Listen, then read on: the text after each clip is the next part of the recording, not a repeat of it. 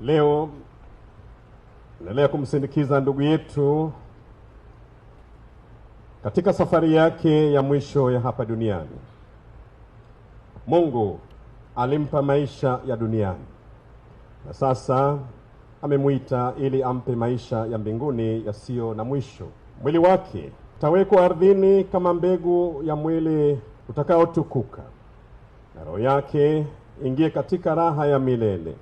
Tunakuomba Bwana, kwa niaba ya serikali na wananchi wa Zanzibar, napenda kutumia fursa hii kutoa salamu za pole kwa Mama Lukuvi na familia ya marehemu, kwako Mheshimiwa Rais wa Jamhuri ya Muungano wa Tanzania, kwa Mheshimiwa Spika wa Bunge na wabunge wote, kwa wananchi wa jimbo la Isimani, familia, ndugu, jamaa na marafiki wa marehemu kufuatia kifo cha kiongozi wetu mwandamizi marehemu William Lukuvi.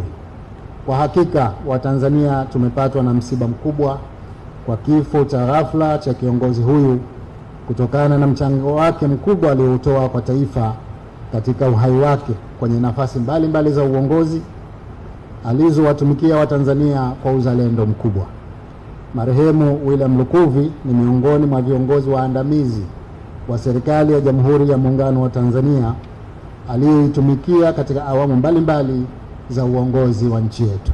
Katika nyadhifa mbalimbali za uongozi alizowahi kushika wakati wa uhai wake, zikiwemo za ubunge, ukuu wa mkoa, uwaziri na hata katika Chama cha Mapinduzi, marehemu alifanya kazi kwa ushirikiano mkubwa na wenzake. Alikuwa ni mzalendo aliyejitolea kwa dhati katika kulitumikia taifa letu kwa moyo na aliweka mbele maslahi ya nchi. Tutaendelea kumkumbuka kwa juhudi zake katika kushughulikia changamoto za wananchi, hasa wanyonge, katika kukabiliana na migogoro ya ardhi nchini.